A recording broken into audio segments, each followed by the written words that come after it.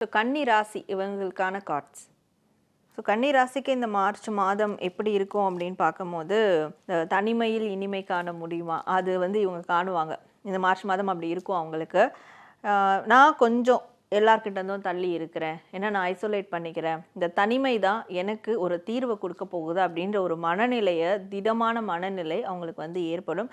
இது எங்கேருந்து ஏற்படும்னா, ஒரு மிகப்பெரிய ஏதோ ஒரு இழப்போ இல்லை ஏதோ ஒரு மிஸ்டு ஆப்பர்ச்சுனிட்டி, ஏதோ ஒரு விஷயத்தை அவங்க அவமானப்படுத்தியிருப்பாங்க.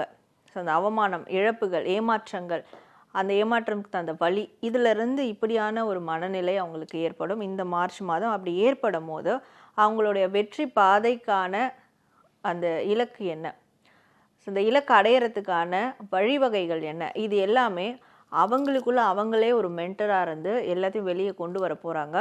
ஸோ அப்போது இனி வரக்கூடிய காலம் அவங்களுக்கு வெற்றியை கொடுக்கக்கூடிய காலமாக இருக்கணும்னா இவங்க அதுக்கு என்ன பண்ணணும், இதை மட்டும்தான் அவங்க ஃபோக்கஸ் பண்ணுவாங்க.